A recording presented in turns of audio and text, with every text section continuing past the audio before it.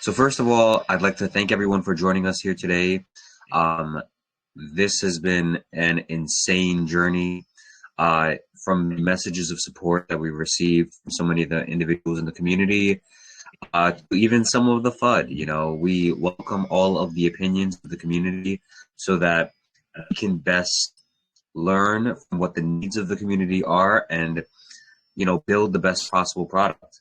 So first of all, to those that have invested, to those that have had words of encouragement, I would thank you, and just express to you that we are working toward the goal of launching the Monaco market, and the work has not stopped. On. Any thoughts, Nick?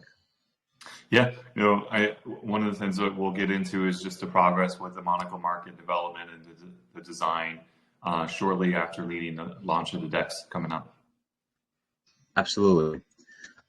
So another thing I would say to individuals in the community is, if you've already invested, again, thank you. If you know anyone that is interested in this project, share it with them. Invite them to the Telegram. If they have questions, feel free to ask. If you have a specific question that the mods aren't able to answer, tag me. I will either come in and answer myself, or one of the mods will reach us. We're really trying to share as much as we can, so that the community understands that we are working on something, that there's a real product here that is getting developed, that gets worked on pretty much every single day. And whether it's the development of the website, whether it's the development of the relationships of the sellers that we're going to be offering, even the curation of the items therein, we're communicating with these folks to understand what are the items we should be offering and what are the items that our community wants. So with that, we're going to be doing additional marketing. We have been doing some marketing this week. Initially, we're targeting a lot of international audiences, influencers that speak to other languages, whether it be Spanish, Portuguese, Russian, Polish, and a few others. We're targeting some of those because we find that the Binance Smart Chain tends to be really popular globally, and just like any crypto, really, but trying to appeal to these new audiences that necessarily we weren't targeting in a really major way before. As this week begins, we have a lot of market planned with larger influencers. Now, I will say that some of the marketing is going to go next week into the end of the sale, into the next launch, similar to what happened last time. Some of that is a function of our scheduling. Some of that is a function of the schedules of the influencers being available. It was the holiday, and we weren't really able to get a lot done in the end of December. And then the beginning of January, things finally started to ease up. Availability started to come about, and we could start to schedule when it would be appropriate to kind of launch these campaigns. Some of them are reviews, some of them are interviews with myself or the respective team. And it's just really about making sure that we convey to you as much as possible that what it is that we're working on, and just to give everyone a really, really clear idea of what they can expect. So I guess the first thing that we would talk about is the progress of the Monaco market, because that's what this is all about. And so I would say we had a team call yesterday. It went really, really well. We're still not at the point where we're ready to launch. However, a lot of the core functionality end to end is working now. So even though the Monaco market doesn't look as beautiful as Nick has designed, it all works, and that includes. Yeah, we've been, just to kind of highlight a little bit of the process. As you can imagine, with any time you launch an application, especially when the amount of people that are going to be involved, we have our sellers that are our partners, and we have obviously the investors and the buyers. We have to make sure everything works properly. So part of the process is we're literally kind of going through all the use cases, literally trying to almost break things, if you will, and just trying to see where the remaining areas are to fix and making sure that it's operating right. Can we buy? Can we place a bid properly? when you're creating an NFT or submitting a request to create an NFT on our marketplace, what happens to that? Is it actually going through the process that it needs to go? Making sure that when things are shipped, it's communicated clearly to our vault team. All these things ultimately, we've just been, again, like Paul's saying, trying to cross our T's and dot our I's in terms of just trying to finalize the UX. So we're anticipating an update, potentially an update to share with the community shortly after the DEX launch, which puts us into mid-February. Mid-February timeframe. So we're definitely anxious and excited to share the application, the Monaco Market app, with the team. But like Paul said, it's just not at the point where we think it's probably at a presentable stage. But if you guys have followed our project, you have seen a bunch of designs. I think a few AMAs ago, we literally did a walkthrough of all the primary screens, all the kind of the important designs of the application, of the marketplace. So feel free to check that out on our YouTube channel if you're curious. But we're definitely going to be, we just want to be as transparent and open as possible in terms of where we're at. There's a lot of development effort in progress right now. And we're excited to share it. So just hang there. Yep. Absolutely. To build upon that, specifically just end to end, everything that needs to happen, whether it's, from the beginning, creating the accounts. And again, we're not doing a Web2 login. This is going to be with your wallet, and the ability for sellers to submit a listing.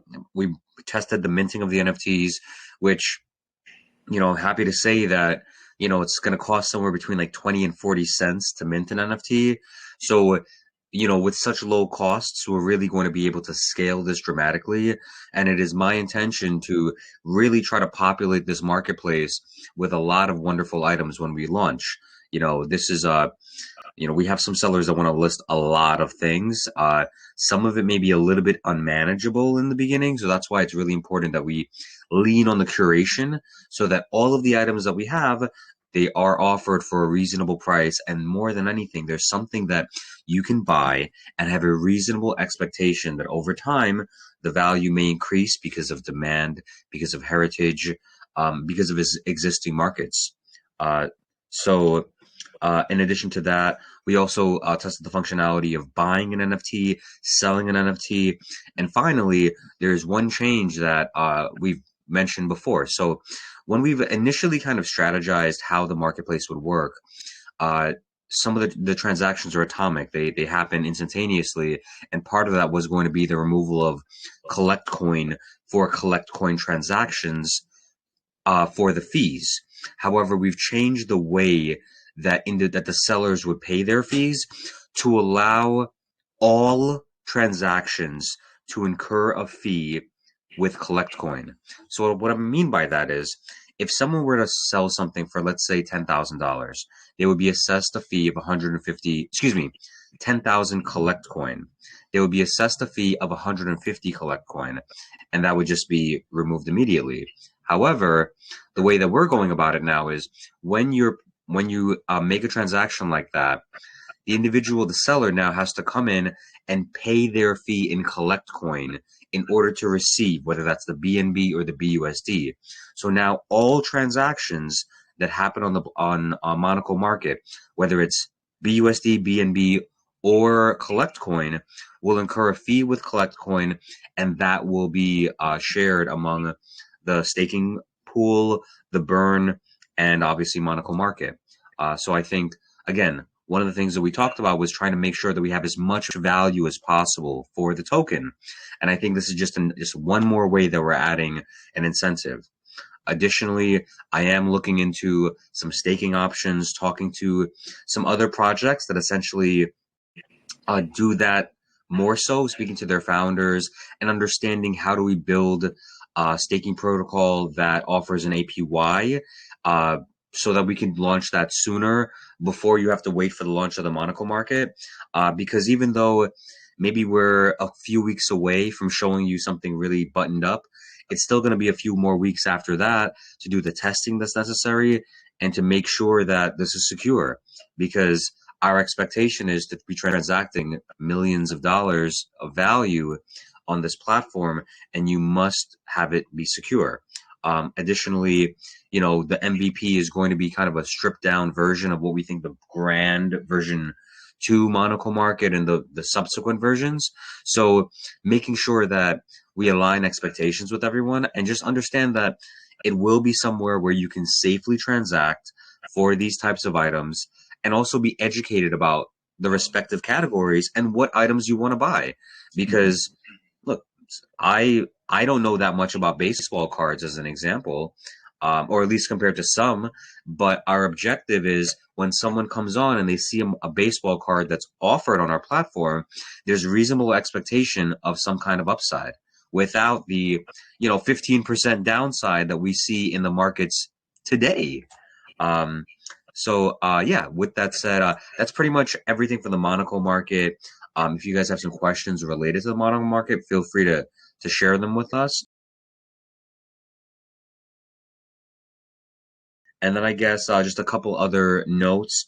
One, today we will be announcing a few different initiatives that we're going to be having to kind of encourage the sentiment in the community. Among them will be a meme contest.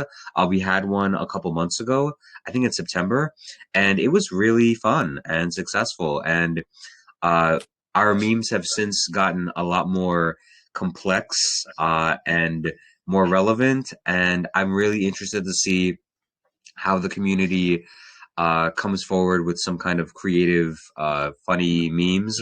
We're gonna have 1,000 USDT prize pool, with the first place getting 400, 200, 100, and then 12 people will get 25 USDT. We are going to launch that today. We'll include some instructions later today. We are going to be encouraging people to join our Discord, which we're going to be sharing with everyone today. We've had it up for a little while, but given the crazy nature of everything that was going on, we didn't want to kind of spread ourselves too thin, especially when it comes to making sure you have adequate moderation and you can kind of manage your community while we do the work. So we're excited about that, and we're encouraging people to go in there. If some people have said they don't like Telegram for whatever reason. I seem to like it just fine. But Discord will be there. We'll be on there, and we'll be pushing that as well. So I anticipate maybe we'll have another AMA on Discord to encourage people to maybe come on there in the coming weeks. Sairam? Are you there, Sairam? Yeah, can you hear me, Paul? Yes, of course. Hi. First of all, hi, and excuse my voice. I am suffering from little cold, so sorry for that. No worries. So Paul, I had a lot of queries in the beginning, but yeah, you answered a lot of them, so I no longer have those queries. But yeah, few queries which I still have are like when you said no matter the currency in which the transaction is done, the fee will be collected in CollectCoin. Yes. But I remember you saying that for BNB and BUSD fee will be 5%. So 4.5%. 5%, yeah, 4.5%. So yes, the entire 4.5% will have to be paid by the sellers in CollectCoin. Yes. So as an example, if a seller was to sell something for, let's say, 10,000 BUSD, then their fee would be 450 BUSD, the equivalency. So then that conversion gets made. We ping an Oracle, and then they have to pay X amount of CLCT respective of what the sale amount is. And when they pay that fee, then they receive the currency from the transaction. Okay, so let's say that someone, yes, buyer has placed an order, and after the seller decides that no, I don't want to go ahead with the transaction. What happens in those cases? So I want you to sequence this for me. So is it that the buyer buys it and pays for it and then doesn't want it anymore? No. The seller doesn't want to pay the fee. So what happens in that case? If the seller doesn't want to pay the fee, they don't get their money. You have to Okay. pay your fee. It's essentially the contract holds the funds until you pay the fees and they're released to your wallet. So Okay. if the seller doesn't want to pay the fee, they don't get the money and they don't have the item. So I don't understand why they wouldn't do that. All You right. know, All right. Yeah. yeah, Actually, that's because the item is in your vault. So yeah. So they yeah. cannot. Yeah. Sorry, I missed that part. Another Hmm. thing which I wanted to ask was, instead of going for staking, recently there have been some cryptos wherein whoever holds that crypto, they directly get the reward in their wallet instead of any staking of any kind. So can something like that be done instead of staking? You mean like a reflection? Yeah, something similar. So, from But the in beginning. reflection, we get some other token, but in this case, where we get CollectCoin. So, the challenge is when every holder, rather when every single holder has Mhm. tokens, in my experience, it's been a function of a reflection.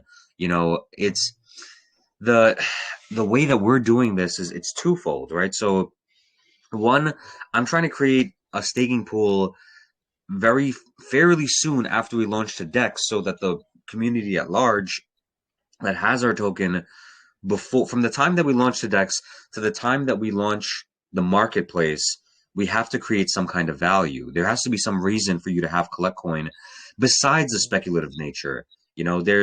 I understand that you're buying in early and your expectation is that somebody comes on later on. However, I think it's important to understand that some people want to do something with their tokens. When you're competing against other tokens that are offering staking options, that are offering yields, you have to be competitive in that way. And it can't just be that we're waiting until the launch of the marketplace to do anything. So we are working on some other staking options to add value, but I don't think that, at least it's not in our plan right now, to just to give everyone that has CollectCoin those fees because it incentivizes the staking of the coins.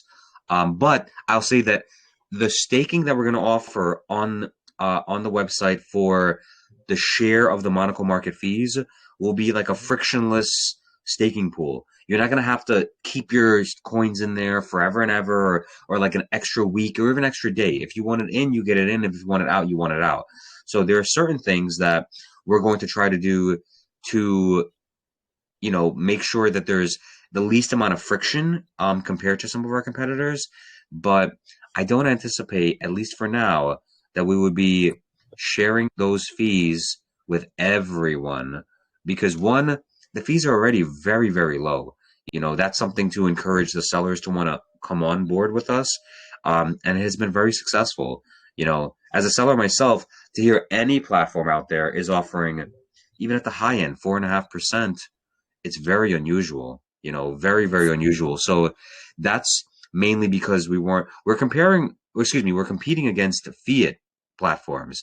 So where many of those are sitting between 12 and 15%, some at 25%, some maybe if you have like a really high tiered account, you can get down to 10% plus the credit card processing fee or payment processing. You're looking around 13%. And even with off ramping fees, I still think we're going to be incredibly competitive and offering a new audience to those individuals. So I think we're going to be pretty competitive. I don't know if that answered your question all the way, but Yeah, just, it does, to, Paul. And your explanation is very compelling, I mean. mm, thank you. So, Thank you. and to clarify the other thing, Paul, like between myself and my family, we hold over like 100,000 coins, and we Oh my don't have gosh. any plans to sell them anytime soon. And Thank you. even in the V2 launch, Appreciate we your had support. like Thank you. even in the V2 launch, we had bought quite a few coins. So yeah, and I Oh, assure that's you, we great. don't have any to sell them anytime soon. Another question that I had was when you said whenever someone pays a fee, it is divided into three parts. One goes into the fee, one part gets burnt, and one part is paid to all the stakers. So Yes. does this happen automatically through some smart contract, or is it done Yes. manually by some? No. It is done automatically. Everything is done through the smart contract. So we obviously there's a coin contract. We have these sale contracts. There'll be Monaco market contracts. So yeah, there's, I don't think you could do a blockchain marketplace like this with all manual transactions. I will admit that in the beginning, much of the onboarding with the sellers, there's a lot of manual process that's going on there, because the curation process, the listing process, the approval process of their listings, maybe they want to list something and we don't want them to list that. Case in point, I'm talking to a seller in Miami that offers Birkin bags. These bags are $50, $100, $200,000, and the truth is, there's two examples. There's $100,000 bag and there's another $100,000 bag. One of them you can reasonably expect maybe next year will be worth $120,000, $115,000. It'll go up maybe 10 to 20%. And there's another one where it's going to be the same value the next year. And that seller tried to say, like, oh, let's just offer this one too and see what happens.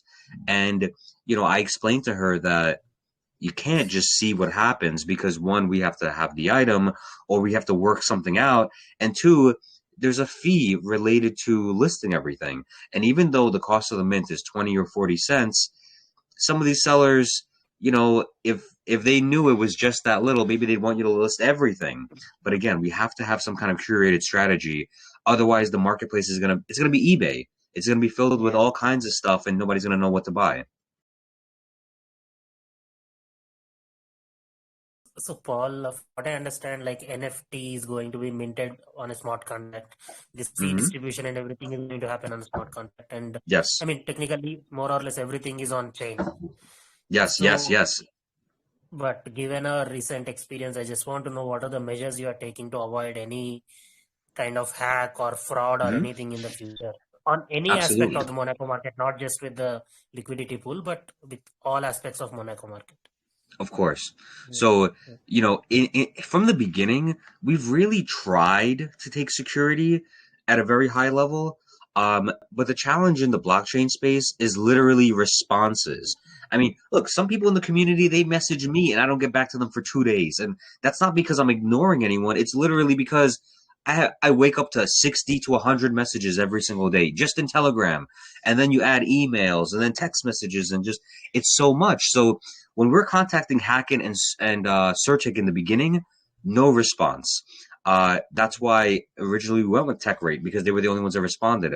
Ultimately, we developed a good relationship with Hacken, hence why they audited our new coin contract first.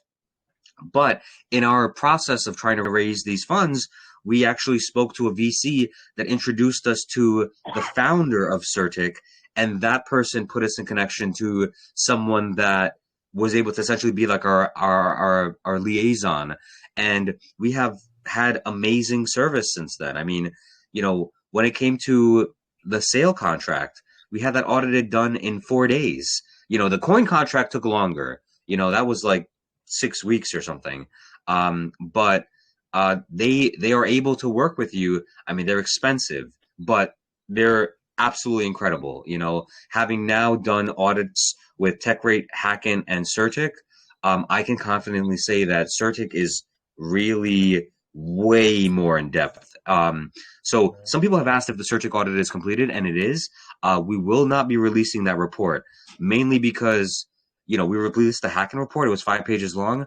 The Certic report was 26 pages long. And even though there aren't any major issues on the website when they update, it'll be kind of illustrated in a way that's more appropriate for the public. Whereas that document, it must remain an internal document. There's no way that we could share that document. I think it could potentially, someone could be looking for something. And again, they're working with us to correct any security issues that we may have. And we don't have any right now for the coin and for the sale contract. For the Monaco market, they're going to be auditing those contracts as well. So expect that to be done in the next couple weeks in terms of the contract being completed, and then the auditing process will happen. The Monaco market will not launch prior to an audit happening.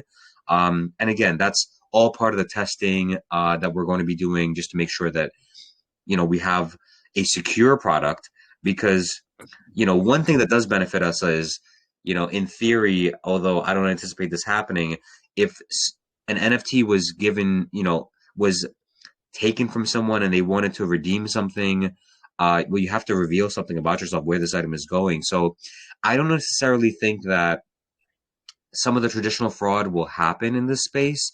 And we're doing everything we can to prevent that from happening.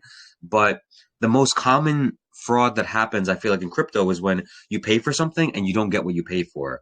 And that's not going to happen here, because we're going to be the individuals that make sure that doesn't happen.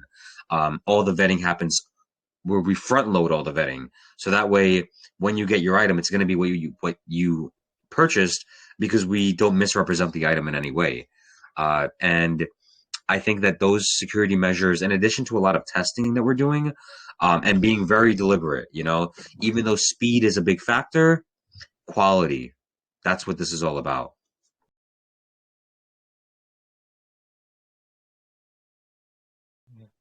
So, Paul, are you guys yes. also taking care of like things like, let's say someone wants to duplicate an NFT and like sell it as a real one or something like that?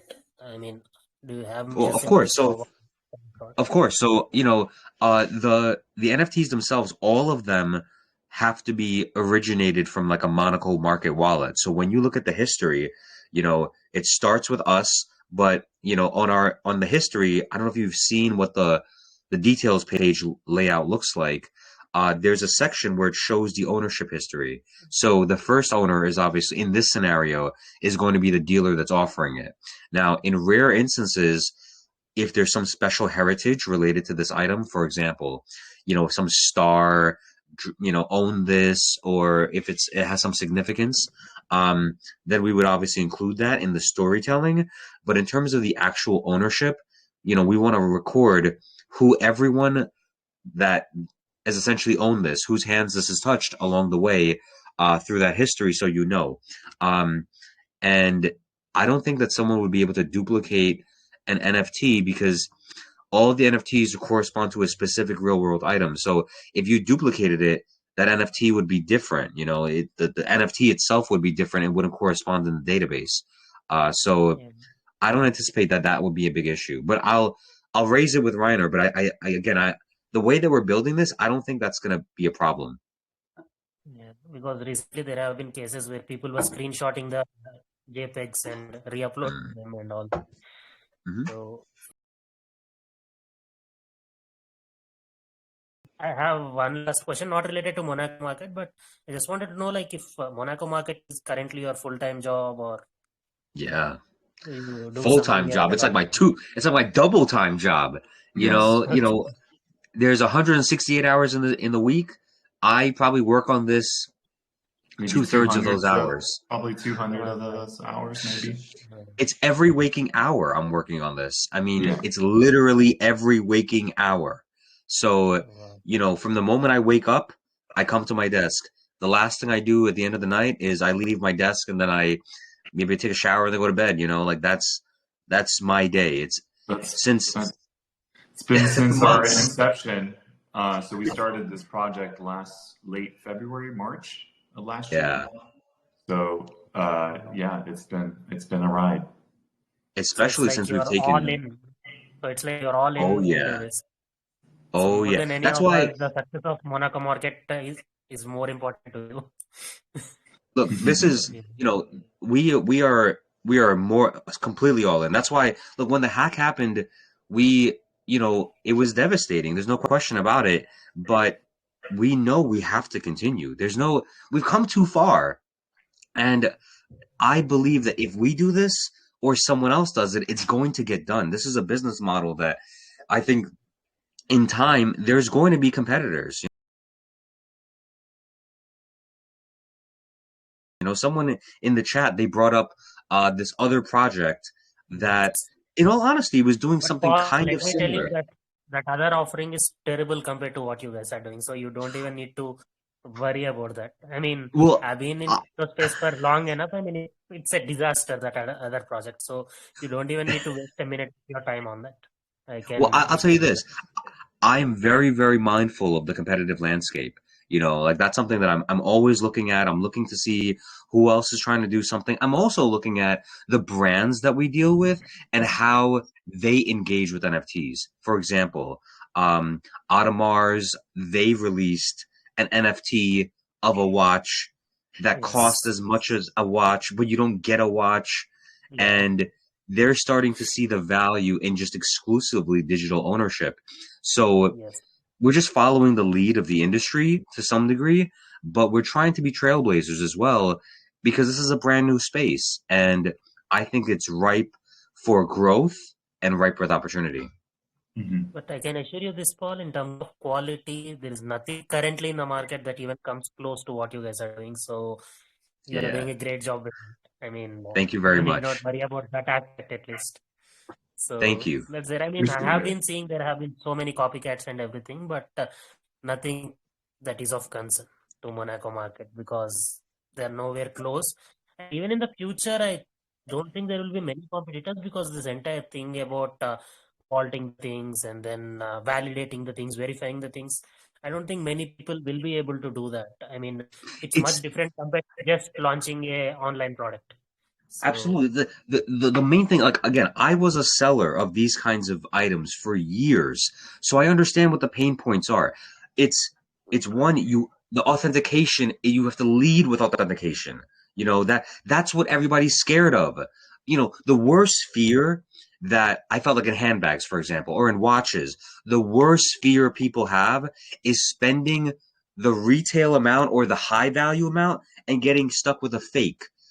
Some people exactly. would rather say, "Oh, you know what? Forget it. I'll just buy a fake for a couple $100 or whatever, and just I know it's fake and I didn't get ripped off." But there's so many people that's a giant fear, and that's what motivates them to transact in safer Yeah. marketplaces because Yeah. of the sense of security, and just know that maybe you pay a point, 2 points extra, in a reasonable Mm. scenario, but you don't get scammed. You get what you Yeah. paid for. Your vaulting partner going to ensure all the things that they are going to Yes. store? Yes. So, on that note, this is an excellent point. We've actually started to talk to a couple other folks that operate in other categories. So, for example, the vaulting partner that we have that we've been talking about so much that I cannot wait to reveal, they're dealing primarily with sports memorabilia, pop culture items, and Mm-hmm. they're getting to sneakers. They will be vaulting handbags and things like that also for us and smaller Mm-hmm. specific goods. However, we have started to talk to a few other vaulting partners that may be able to provide kind of a vaulting experience, Mm-hmm. versus just a vaulting service. And what I mean by that is they'll have a location where maybe there's a glass that where the item is on display. You cannot get to it and they're not able to just offer it just like that, but there'll be a co-branding. Like this is a Monaco Market NFTs available in Monaco Market partnered with this whoever the seller is, and these items will be on display, but they'll be essentially vaulted. So even though we don't have possession, they don't have the ability just to go and just sell it just like that because then it's chaotic. If you have an NFT and then you're selling the item outside of that, it's going to get way too chaotic. So we're talking to a couple other people to have kind of limited vaulting options that are a little bit different. But Yeah. truth is, largely our vaulting will still happen with our major vaulting partner. And yes, they will insure the items. They are not charging a fee at this time, but I'm hyper aware that there may come a time where, costs may rise. And how can we Yeah. scale this out to provide the ability for some people to go see their item, or the ability for your item to be featured in some kind of a gallery situation. And in that sense, it almost gives it more value because people see it, they covet it, they want it, and the demand increases. And just trying to highlight the items in that kind of way.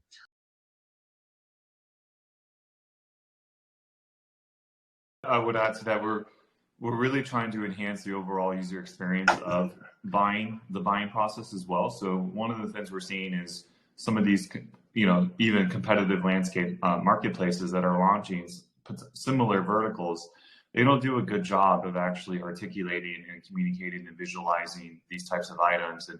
And they don't, you know, some of these items, you only have one image of it. And so, you know, when you're like, Paul was saying earlier, you know, some of the stuff we're going to be selling there is literally $50,000 items. I don't think a buyer or an investor is going to probably pull the trigger on one image. You know, we really want to enhance the experience where potentially you can literally rotate the image almost like in a 3D, like this rotating experience of the item. Just zoom in, see videos, just really good quality content is something that's really important to us, because, you know, it just needs to match the integrity of these types of valuables. So that's something that's important to us, is the actual do it. You will be like experience. I mean, the ultimate players in this sector. I mean, if you guys can do it and pull it off, you will be like, I mean, you will be able to like, I mean, someone like Christie's or Sotheby's might have to shut down. So, no, awesome. I If you think guys that can do it, that would be awesome. I believe that truly, as we grow, individuals that operate in the space that already in the traditional space, and that they start to get a higher tolerance for blockchain, they'll come and enter the market. You know, there will come a time where Sotheby's may want to mint NFTs, and what we're trying to do is position ourselves as best as possible as kind of a thought leader and an industry leader in this respective space, so that, you know, as they come and try to eat our lunch, you know, we're already kind of positioned in a way where individuals want to deal with us because we have good processes. I think that's one of the things that I've learned about Sotheby's as an example, or Christie's, is that people trust their process. So that's what you have to iron out first. You have to make sure that you have a trusted process so that folks can, you know, they know that when they offer their item for sale, that it's going to get sold, it's going to get, and then the buyers, there's a sense of confidence with the items themselves. So much of what we're doing is taking the example of those individuals that kind of operate these businesses already in the traditional fiat space, but create a model where we're able to, you know, do this on chain, one, and two, kind of push adoption forward of blockchain solutions, allowing individuals to diversify their portfolio. Because look, today as an example, the market gets crushed for 15%. You know, I promise you, if you had any of the items in our marketplace, that doesn't happen, you know, unless there's something crazy. Like maybe you have a baseball card and then something crazy happens with that specific player. All right, you know, but that's so rare and so, you know, so random. Whereas the industry as a whole, it just generally tends to tick upward. Sairam, you've asked so many questions, so many great questions. I want to thank you so much. I do see there are a couple other folks that have their hands up. Please You go know, ahead. Thanks a lot. for Thanks a lot sure. for patiently answering all the questions. Thank Of you. course. Of course. Thank you. I am going to AQ. How are you doing? Hey, how are you? I spoke to you the last AMA. So I have like three or Yes. four questions, and I'll try to go Please. through them really quick. Yes. Just the you know, second ICO, you're trying to replace the lost liquidity and then some extra for marketing. Yeah. So if you guys don't sell out, you know, the tokens on the second ICO, what will happen in terms of launch date and liquidity, etc.? Sure. Of course. That's a great question. So technically speaking, we don't need to sell out all the way, one. Two, a question was asked if the tokens would be burned if we don't finish selling the entire sale. I don't anticipate that'll happen. But two, I don't think that is necessarily going to be the case.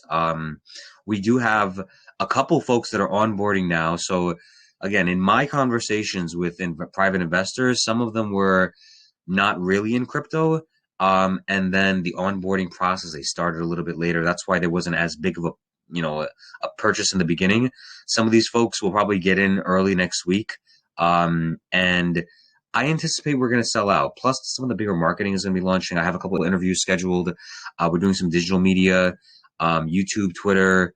We have a pretty multifaceted, campaign. And considering we figured out by the end how to sell, you know, $1.35 million in the last ICO. That it's really, it's funny. It's like that you do some of the smaller guys in the beginning, and then you build up to the bigger guys because, well, one, because of scheduling, you know, that's something outside of your control, but also it feels like that tends to be the best way because it enables you to have the most momentum leading into DEX. And I think we had a pretty successful DEX launch. So we're trying to mirror some of that strategy from before. But yeah, we don't need to sell the entire thing out, one. And two, we, again, our objective, and that's why we've been trying so hard, is we've been telling everyone we're going to replace the liquidity one for one. Why didn't you do BUSD? I mean, BNB went down, and so now I'm like holding off until maybe BNB recovers. So why didn't you offer the sale in BUSD? So it's, you know, you don't have that fluctuation. That's an excellent question. Yeah, that's an excellent question.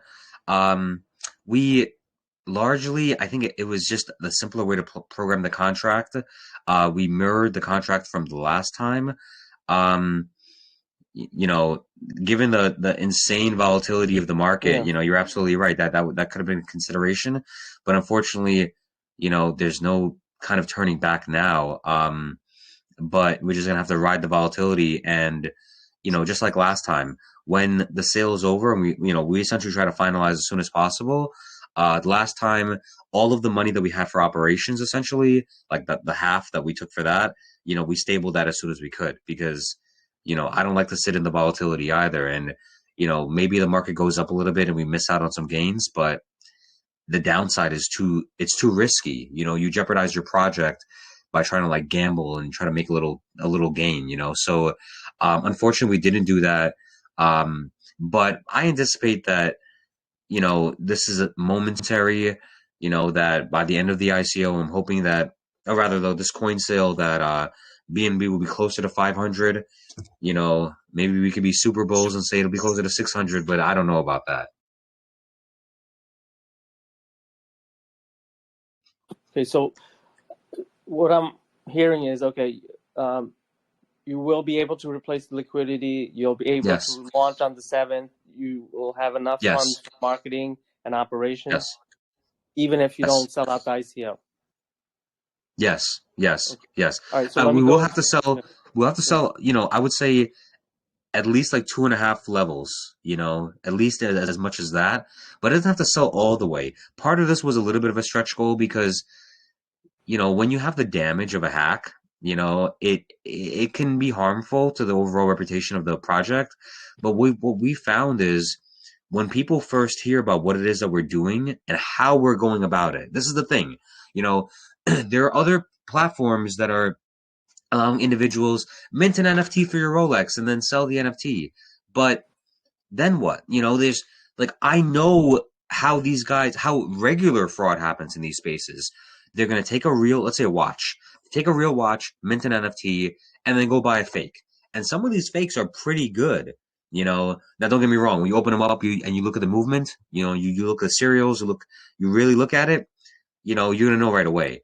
But to the untrained eye, you know, individuals could get scammed. And that's why we put such an emphasis on the onboarding process. And that's why I think that our lead is going to come from, is the ability that we front load all the trust so that you get what you paid for. There shouldn't be disputes after the fact because there's no misrepresenting this item. We're going to show you the item in every angle. We're going to have a beautiful visualization. We're going to tell the story of the item. You know, where would there be confusion?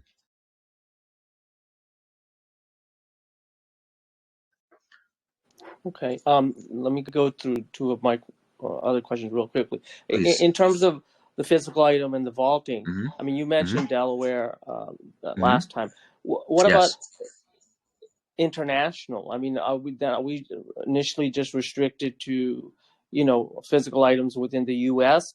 And then in terms of the data to verify some of this stuff, right? It seems like it's more manual right now with people that are knowledgeable about these items. What about like an Oracle, like a chain link in the future, where Is there any thought about, well, we can get the data from them? You mean data related to what? Like authentication data? Yeah. So I think it was VeChain that was doing some authentication oracling. I have to check that because I was talking to somebody and they were mentioning that I should contact these folks just a couple of days ago. So potentially. So I know that there are some chains that are working directly with brands. For example, inside a Louis Vuitton bag, there's actually an NFT chip in there. No, excuse me, an NFC chip in there. Where when you take the bag back, they scan it, in a scanner in the back to make sure that it has that. And that's how they do soft authentication. Now I don't even know if that's public knowledge. I know this because I've sold bags to a guy that cuts them up and makes other stuff, and he's shown me them. So there are different authentication protocols that exist currently. But again, like a lot of it is going to be manual, whether it's the watches getting, authenticated by an appraiser and they offer a certificate, or handbags, it's another authenticator. It's going to be largely bulk authentication from industry standard individuals or companies in the beginning, because ultimately I would love if everything, we could do some very, very simple authentication, but I think taking those extra steps to provide those extra documents, for example, on one of the handbags that I would offer, I would have a third-party authentication. I would have the original receipt. Depending on the bag, it could have an authentication card that corresponds to a tag that's inside of the bag that has that same serial number. So there's a lot of different points of authentication, and we're going to try to provide as many as possible. But we're just going to use the best tools that are currently available, and especially best practices that are understood in the industry.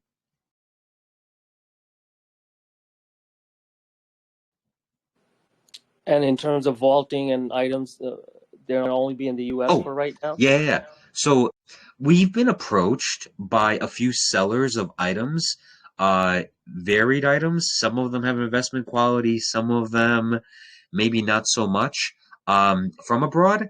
Actually, we've even been contacted by some jewelry people that make some really interesting things.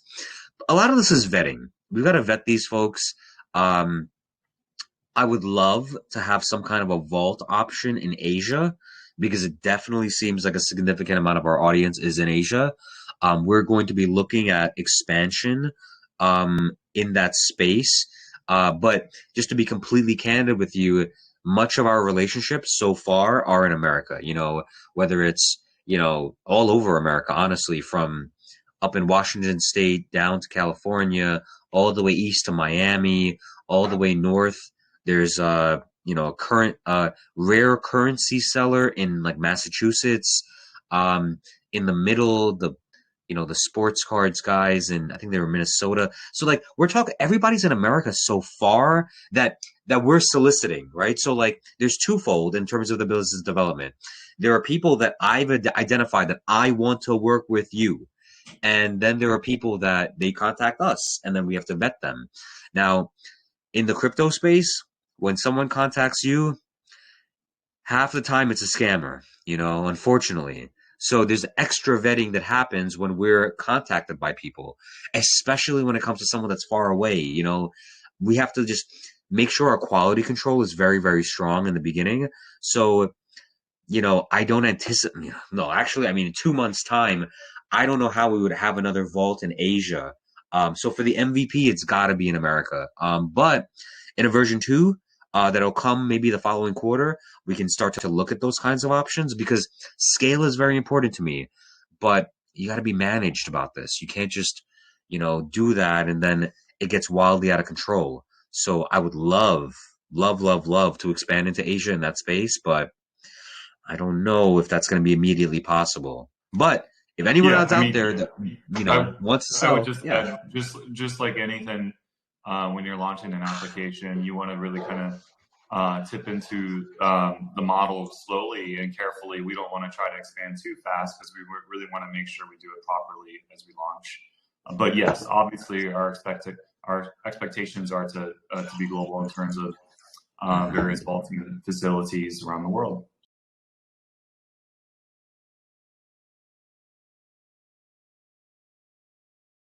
So okay, yeah, I mean that just leads into my final question in terms of the roadmap. So last time I checked, the roadmap on the website was didn't reflect, you know, the new launch date and all that. So will you update that in the near future? Yes, yeah, absolutely. That's a great question. Yeah, we've been pretty busy with the current sale and everything, and the development of the application. But yes, we'll make sure the roadmap's updated on our website, our white papers, etc. So appreciate that. Absolutely. You know, there's a lot of changes, and even the website at large, like over time, as we get closer to the launch of the marketplace, there'll be changes on the websites, you know, like it's actually, not just on that note, real quick, as sort of a recruiting note here, if anybody is a designer who's interested in potentially helping our project, we are very in need of some design support. So yeah, you know, if anyone out there, contact us. So, you know, just to be clear, so that's from our website design, potential marketing design efforts, maybe the application itself. So it would definitely be a very hands-on role. So yeah, and mind you, Nick does take a lot of the creative lead, but it's the kind of thing where, you know, we've been able to kind of expand our team from individuals that are passionate about the project and have kind of approached us, and then we do our vetting, and then, you know, we've kind of expanded the team that way, whether it be the engineers, or, you know, our moderators, or individuals that want to participate or work with us on biz dev marketing. It has been from individuals in the community largely. How large is the team? So, you know, there's myself, Nick, and Reiner. Then on dev side, back end there's Victor. Front end there's Ethan. On the biz dev side, myself and Nick Bowker, we kind of tag team it. And until recently, we had someone that was doing marketing with us. Unfortunately, he has his own project that he was just kind of you know, fooling around with, I guess, or just kind of working on. I don't want to say that, but he was working on a project that's a passion project, and it blew up. And now, you know, he was forced to kind of go full time with that. So we are also which looking, is great. you know, we encourage him to do that. You know, we're still friendly with everybody that we deal with. It's just that I get it. If your project blew up, how can I expect you to, like, you know, to neglect that? So I think our team, I don't know, something around, and then the moderators obviously that help us. We're about 8 people, 8 to 10 or so, I think. Yeah. Yeah. I mean, if you include the moderators, it's more, you know, which they're very valuable members of our team, and they do a lot more of the moderation, by the way. You know, like, you guys see the moderating, but they assist us on other things also, whether it be, you know, some support roles, or just, they're really amazing, and I can't thank them enough. I shout out to Crypto Mark. Right? You put a lot of effort in. I see you're on there all the time. Oh my God! I don't know if you sleep. He's an animal. Thank you. Yeah. Thank you. Yes. Of course. Mark, AGJ, Hamster Nick, all of them. Thank you Actually, so much. Absolutely, all of them. You know. On our call. Yeah. You know, Frankie, H666. You know, these guys. And our moderator in Discord is Doug, who you guys probably haven't heard of too much, but again, we're gonna definitely get the Discord running more so. I think, again, part of the hesitation initially was, you know, we're in this bad PR loop, you know, introducing another channel where people can just kind of attack us. Maybe that's not the best idea.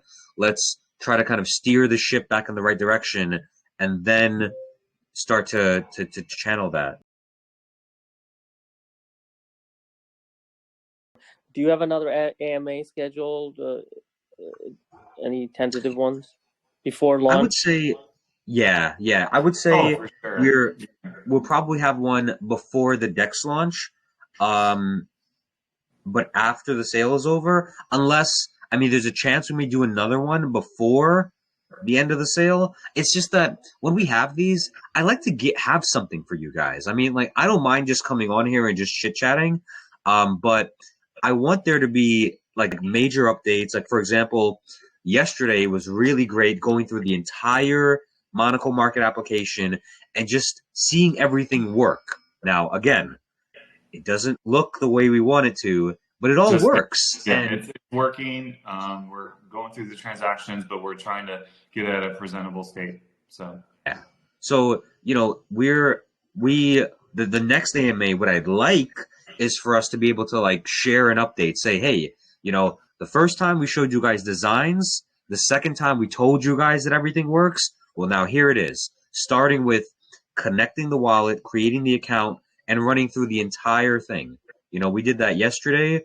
It took us a couple hours with some notes and a couple different things, and we would want to be able to do that for you guys in just a few minutes, you know? So just kind of getting through that. And we'll also be recording something. So like a recording walkthrough so folks after the fact can see what the Monaco market looks like and functions. And again, as we get closer to the launch of the marketplace, it becomes less about protecting every little thing that we're doing, because it's going to get out. I mean, this comes a point where our community of 5,000, they need to know what we're doing, you know? So that's going to be important. 3D visuals. Oh, so potentially absolutely. that. Yeah, we've actually been talking to a couple of 3D animators regarding a few different things. Like, there's some, you know, I'll let you guys in on one little secret. You know, there's some cool things that, you know, I'm really excited about. I don't know how other people feel. Like, we've been approached by a couple of different goldsmiths that want to make gold collect coins, and they have different designs. And oh my God, some of that stuff is just like, it's actually really cool. I think you guys would like it. Oh my God.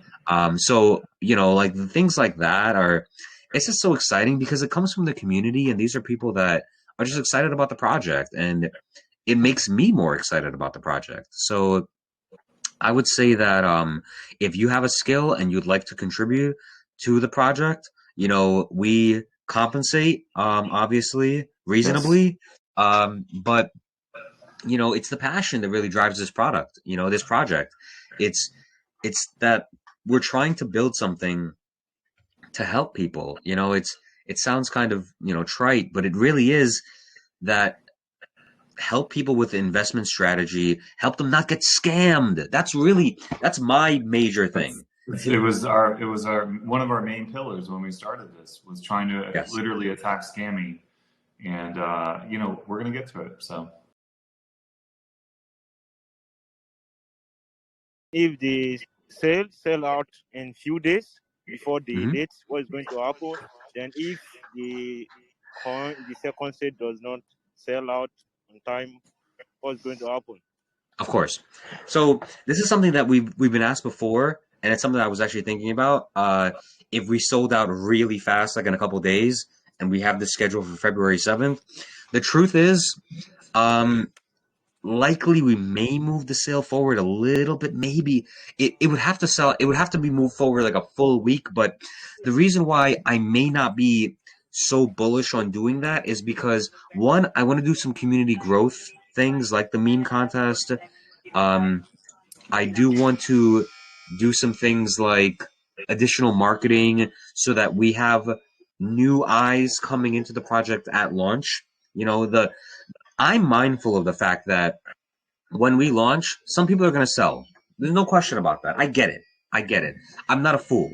But I think that if we can illustrate enough value in this project moving forward, some of those individuals may change their minds. So what I'm trying to do is to try to create as much, you know, new eyes, new exposure, as much value in the token as possible, so that when we launch, that, you know, we have a successful launch.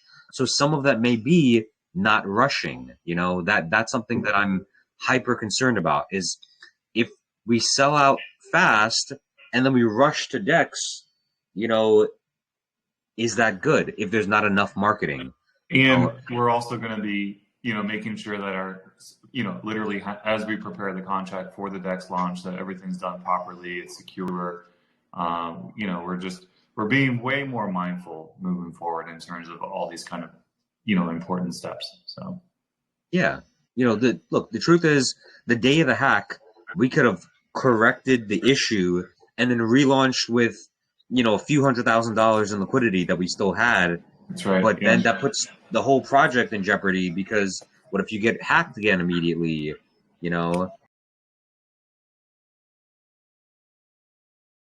Okay. Someone asked, the V2 sale is slow. Why don't you burn unsold tokens from V2 or airdrop to existing investors?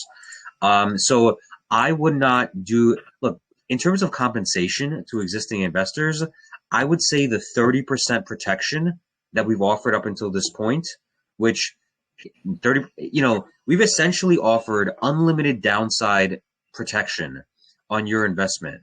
And look, personally, I think that's a lot, and to give more, I'm not trying to just like unleash all these tokens to individuals and then what? For them to sell? Or, it just doesn't make any sense. You do things that create value. That's really the most important thing here. So, offering the tokens for sale, the tokens that are being offered right now are the founders' tokens. We're selling our tokens and just continuing to move forward because, just like some other folks, it is a passion project. It is something where we're very passionate about this, and that's what spurs you. It's not easy to work 10, 12, 20 hours a day. It's the passion that drives you, because coffee can only take you but for so far. So I don't anticipate that we're going to do something like that. We've had some pretty generous contests, and we're with this meme contest, straight up giving out cash, because sometimes that's what it needs to get some of the best minds to make some of the best memes that take a little bit of effort. Crypto Hamster, he makes some amazing memes of us, and he spends hours. I mean, I see what he's doing, and that's why we have been so generous with this contest, is because we know that some of the higher quality memes take a bit of time, and those folks really need to be incentivized. So with that, we will announce the contest later today across all of our socials. It'll run for a week. And we will, that's so funny. Mark shared, this is a very interesting meme. The Squid Games one. So with that, I think I'm going to conclude the AMA today. We will be releasing this on our YouTube. It'll be pinned on Telegram as soon as it's ready. And I just want to let you guys know that we are so appreciative and thankful of all of your support. Absolutely. If you have any questions, feel free to convey them in the chat. Again, you can always tag me if you're unsure. But you see Akshay, you see Mark, you see AGJ, you see Frankie, Hamster. These guys are literally right now. Yeah, these guys, we have an incredible team, and that's where I think we separate ourselves from the pack, is that the passion that this team has, it's the kind of thing that fuels me. That's why I'm so passionate. And we're going to go full speed ahead to the launch of this marketplace. Great. So again, thank everyone, and we'll be back, another AMA probably in a couple weeks. Okay? Thank you so much, everyone. Good questions. Thank you, guys. Thank you. Have a great day. Okay. Bye.